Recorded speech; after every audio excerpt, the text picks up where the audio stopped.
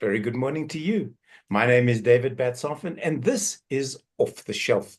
And today we're going a little off the shelf, for want of a better word, because I'm about to chat to Andrew Einhorn, who is one of, am I being correct, Andrew? One of the people behind this new app.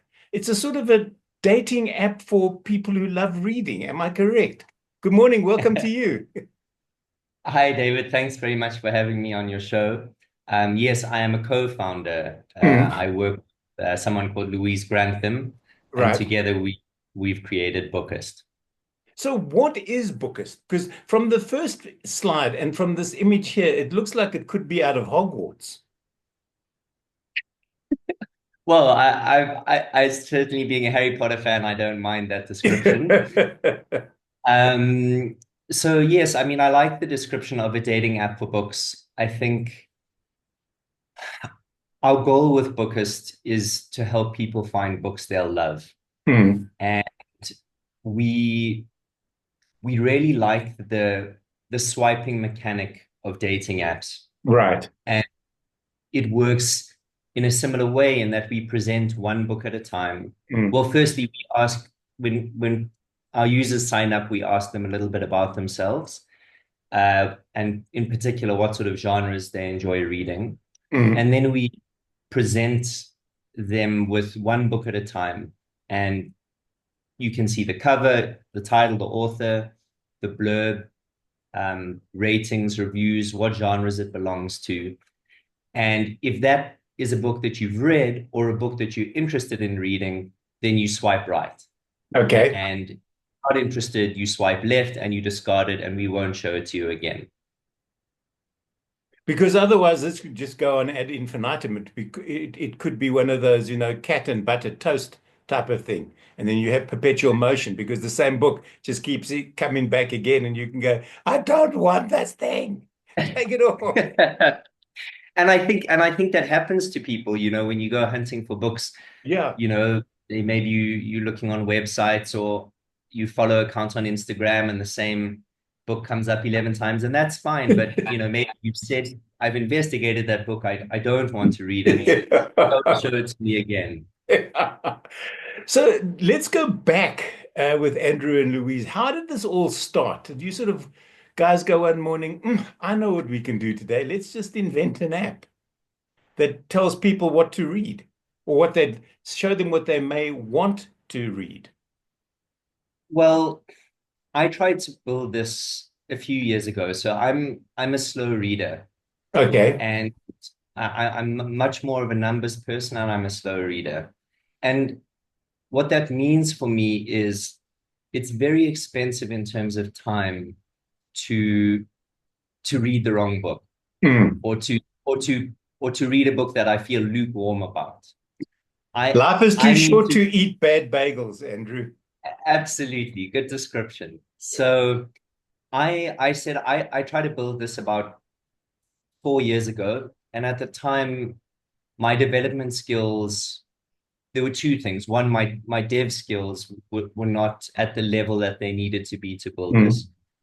And two, 6 months into building it, I realized that I actually know I need a domain expert in books. The book world is incredibly large and incredibly diverse, Indeed. and Look it's behind not me. some yeah, it's so I needed a partner in crime, and I actually went to speak to Kate at Love Books, Hmm. and had a very nice coffee with her. And in our discussions, she said, "Look, you need to speak to Louise Grantham.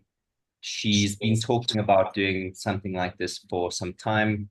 And she put me in touch with Louise.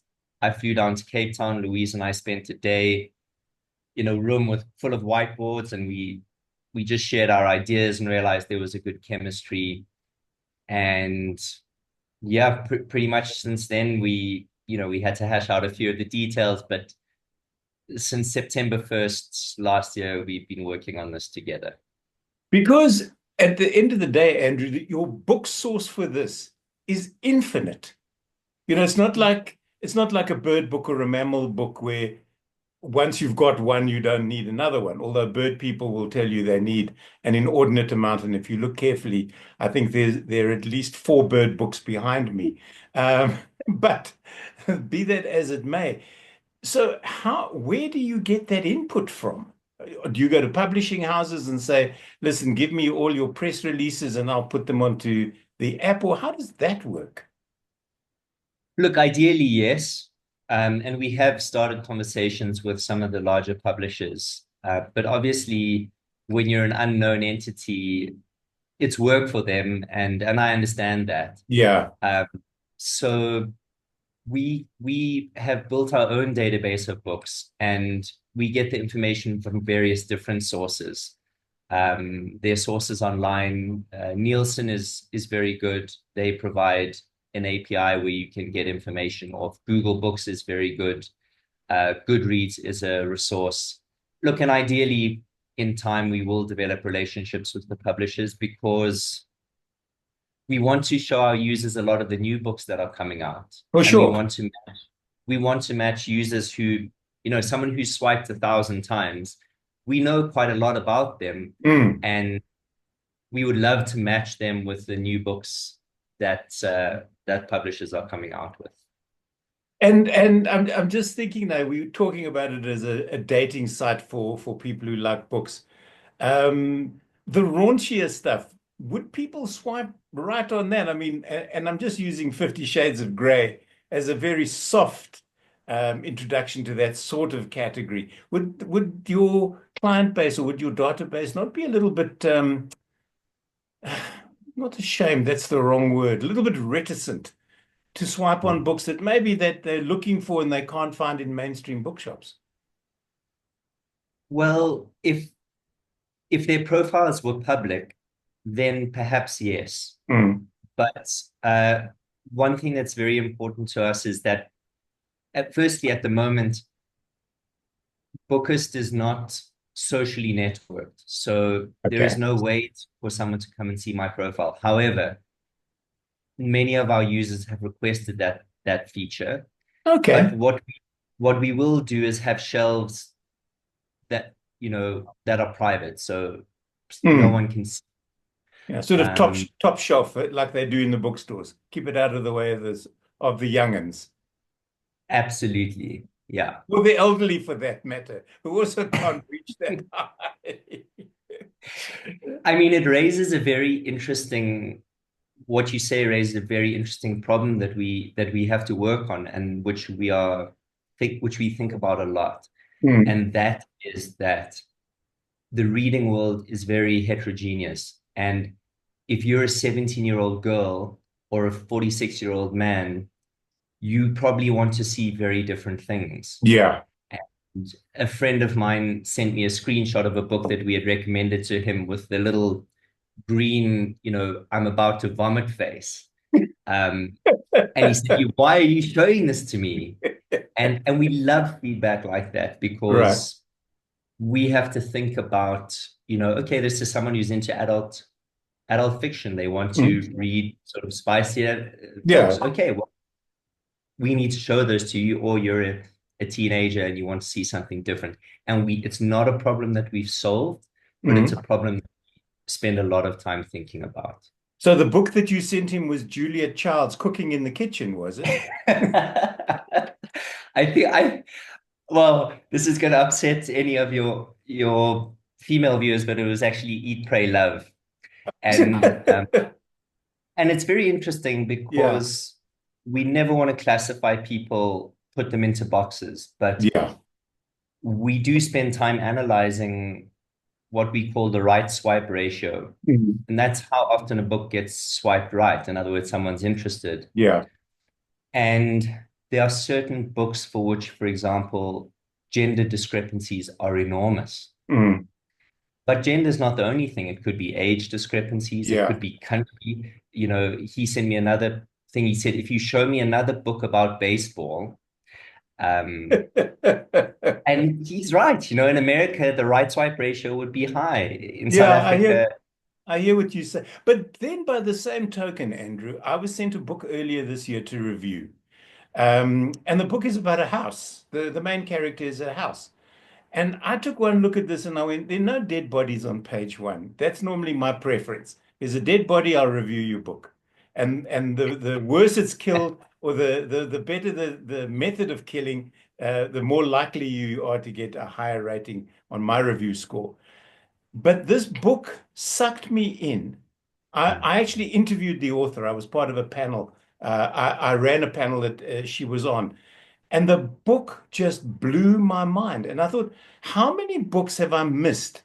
Because I'm so Mm. specific about my own reading um, choices. Now, what you've said here with your friend, he's sending you, don't send me this again. And I'm saying to him, if he watches this, read the books. Take a step out of your comfort zone because you never know what you'll find. The book is here behind me. I think it's there somewhere. And it just blew me away. It's a beautifully written book. I'm not the demographic for the book. I really and truly am not. But I thoroughly enjoyed it. And when I met her, I literally dropped to my knees and I went, I am not worthy to interview you. Well, I think this is something that Louise is very passionate about. Mm, If you think about the feed, we think very carefully about what are the first 50 books we show you. yeah. And, one of the complaints that we get from people is, they say, I'm a big Audible user, and Mm, it knows that I love cozy mysteries, but all it shows me is cozy mysteries. And so, in other words, this person was saying, don't put me in a box. I want yeah. some diversity. And if you think about those first 50 books, first 100, first 150, we do make sure that, okay, you've told us you like these 6 genres or Mm, 3 genres, but we're going to put a few things which we think may pique your interest. yeah. And the great thing is we can then respond to that. So if you latch onto that book, and perhaps if you read it and rate it highly, we can start to open a wedge into a new world of reading. So that's something Louise is very passionate about. And we certainly try to add elements of surprise or coming in from left field in Mm. Bookist. Now, just before we go on, the books are not, you have to go out and buy the book, whatever the book is. You're not going, you're looking at a cover, you're looking at a blurb, and then you can't click on buy this book via your app. You have to then either go to Amazon or to Kindle or to Take a Lot or into the one of the bookstores, because that's where I think your app may be a beautiful way to start a relationship with books. You look at the app, you mix technology, new school technology with old school reading. Go into a bookshop, pick up a book, feel it, smell it. I hate reading on a Kindle. I can't. My wife hands me a book and goes, look at this on her Kindle. I go, no. If I want to feel the paper, I want to smell the newness of a book. I get so excited when packages arrive from publishing houses and you take it out and it's a new whatever by whoever. And is this what you're hoping to achieve at the end of the day? Is it one of your goals? Yeah, I think it's very unlikely that we would ever retail. That's not our core Mm, focus. Our core focus is discovery. yeah. But you've mentioned one of the most requested features, which is that, come on, Bookist, you've got me. You've shown me this book. I cannot wait to read it. Where is the buy now button? Mm, And that's certainly something that's in the pipeline. right. Apps are not static things. Anyone who signs up today, we still consider an early adopter. The app is evolving, Mm, but the buy now button is a very important feature. And I think some people, they want to see several options. They might want to see, Amazon. They might want to see Audible. They might want to see, bookstores. mm, So I'm also like you. I love physical books. I like to hold them. I like to know where I am in the book and remember where I am. So yes, that's definitely a direction that we will go in, is to be able to connect people with retailers. Do you often read one of those books like I do, Andrew? You get into bed, you start reading, and then you get to a point and you go, why is the author writing the same sentence over and over and over again? And you realize that you're nodding off. So you're just reading one, you're stuck on one sentence. And you know it's time, close the book, go to sleep. I absolutely. I mean, I, one reason why books are so important to me is that they help me to go to bed, Okay. because when I know that there's a good book and I'm into it, it makes me want to go get into bed and read and then fall asleep, which leads to a healthy sleeping True enough, patterns yeah. and generally a better quality of life. But yeah. Although for one author, there wasn't quality of life. I read this particular author's book. She's a friend, and I read it in one sitting. I started at 8 o'clock in the evening and I finished it at 3:30 in the morning. And I texted her at 3:30. And I went, "You've kept me up all night. I hope this text wakes you." Well, that is the other side of it. Yeah. It's like So, my niece discovering Harry Potter. She never wants to stop. It's never time to go to sleep. yeah, But yeah. One of my fondest memories, now that you mentioned Harry Potter, was my 16-year-old child saying to me, "Dad, I've never read to you, so come and lie with me." And she read me Harry Potter until I fell asleep, which was really cool. The slide that I've got up, I've read this, want to read, save for later. That's part of what people can find on the app. So talk us through that, so people know what they're getting when they log in. well, yeah. So when you swipe right, we present a set of shelves that Mhm. you can then place that book onto the shelf. And the default ones are, yes, I've read this. Okay, I want to read this. Save for later is a little bit like it's a maybe shelf. It's like I'm Yeah. not ready to discard this book, but I'm not sure that I want to read it right now. So put it there for later. Mhm. Um, there's also the option to create shelves. And, some of my shelves are, for example, never finished is a very big shelf for me. And is it Um, worth it? yeah. So you can create shelves. I mean, um, gift ideas is Mm. another one. Or saw the movie. There are lots of books where I've seen the movie and I'm possibly unlikely to read the book. I can't rate the book, but I want to note that Yeah. you know. So, um, and we see a lot of commonality. People tend to create, I've got a shelf which is buy now. So it's like want to read, but I really want to read it. So because my want to read, I've got probably 140 books there, and now I want to distinguish between the ones I like want to read now. No, yeah. So Um, are you a frequent visitor to Love Books in Melville?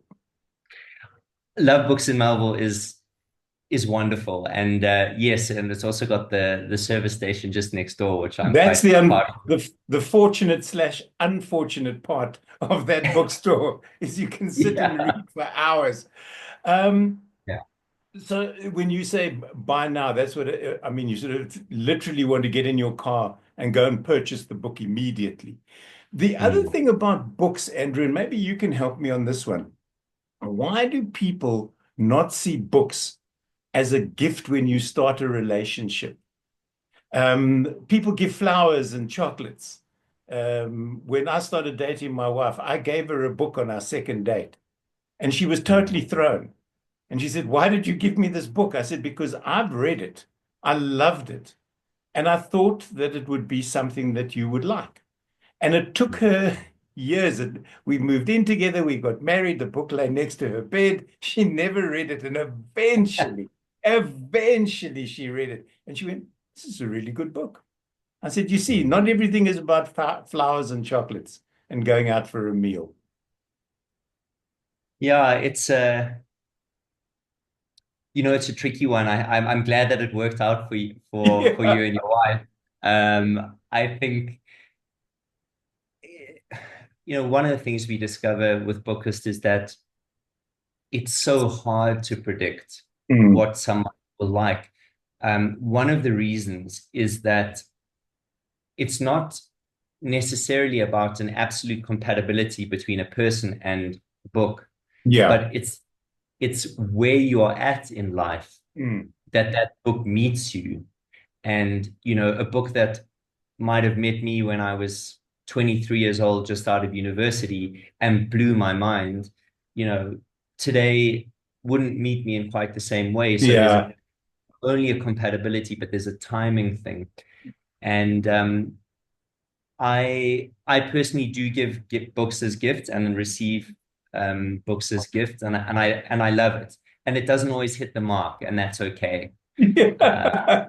But that tells you a lot about your friends and family that are giving you those books. If it misses the mark, you go, really? How do you not know me? You know, you go back to or the you clearly think I'm a much more sophisticated reader than I really am. yeah. And, and you it's interesting that you mention where you are when it comes to books. My all-time favorite book, and I'm very lucky because I got to interview the author, was Bryce Courtney's The Power of One. Oh, And it brilliant. blew my mind. I got to Mm. interview him when he wrote Whitethorn, which is, in his own words, the power of one that he couldn't write when he wrote Power of One. And then I Mm. revisited Power of One about a year ago, and it's not the same book anymore. I realized it's racist. It's a lot of things that that we weren't cognizant of when I first read the book, but I am now. But you can't read the book with a 2024 mentality. It's got to be read in the era the book was set. And I think this is where people make a lot of mistakes when they want to re-edit books because they've got trigger words and this, that, and the next thing. And I don't think you can. I really don't think you can. The book stands alone. Whether you want to reread it or not is up to you. But I don't think authorities should be in a position where they can redact large wadges of books just because somebody has been, in inverted commas, offended. Yeah, it's such an interesting discussion, and also, can one judge an author, who wrote a book 100 years ago in a certain context? Yeah. Obviously, all this come a long way since then. But you know, is that a book that we need to cancel? Is it a book that we need to read in context? It's a tricky question, and I Yeah. certainly don't pretend to, I'm more in the weeds with the code base than with those serious questions, but they are interesting. The app, as you say, is in the sort of building phase at the moment. Are you using the input from people who are reading or using the app to help you build going forward? Absolutely.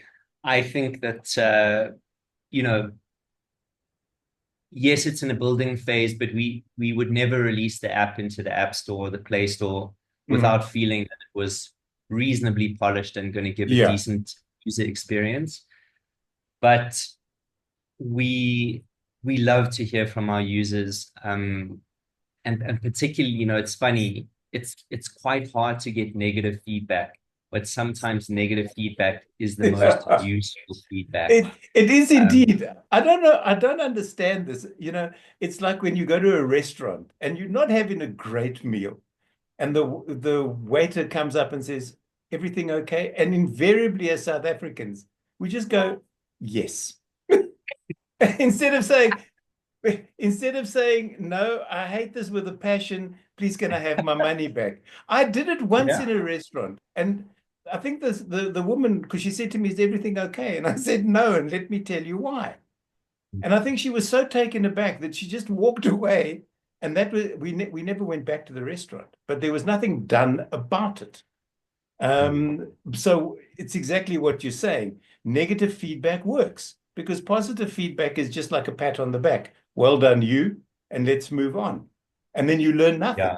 you know. Yeah. And, sometimes it's quite painful in the moment. I mean, I remember when we were first uh, beta testing the app and, getting all these people, friends and family saying all these nice things. And then a Finnish friend of mine, and, I don't know if it's Finnish culture, but she's much more direct. And she just said, you It's know, it's if rubbish, basically. Start again. yeah, in the survey questions, what didn't you like about the app? She said, I basically had no I was confused the whole time. I had no idea what was going on. And it precipitated such incredible action for us as a team Mm, to say, wow, someone's opened the door and shown us what they really think. yeah, And it led us to establish this idea of a user journey that when you're new in the app, you don't have any idea, and you have to, the first 30 swipes that someone takes in the app is very carefully choreographed and curated as a result of her saying that. Um, and it's helped our users a lot. And, more recently, this friend saying, if you show me another one of these books, I'm going to throw my phone at the wall. Thank you. yeah. Okay. Yeah, it is okay, but we must be. So I don't feel too bad about sending you the comment that I did right at the very beginning, which was I don't like your avatars. I want to put my face on my version. David, that's so important because, you know, some of our users love those avatars. Mhm. And if people only tell us when they love something, we're not going to Yeah. realize that we have different types of users. And David wants to see Greek philosopher avatars and not chipmunk avatars, and that's fine. Yeah. Yeah, But let's work on it. you can't be all things to all people. And I should imagine you get to a point, and you don't have to answer this question, Andrew, if you don't want to. But I'm sure there was a point where you got just one more comment that pushed a button and you went, no, I'm not doing that. Because it's just because whoever sent you the comment, you're just too lazy to go and look for yourself. And now you want everything handed to you on a plate, you rubbish Gen Z. Go and do it yourself.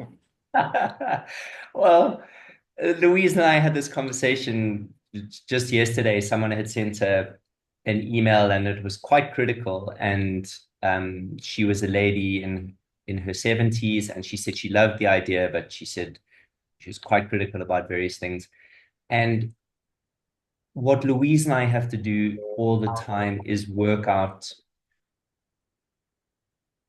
we've got limited time and resources. What are we going to spend our time on? Yeah. And she said, what should I do about this? And I said, Louise, I think you should have a call. The lady Mhm. said, like, she liked to chat.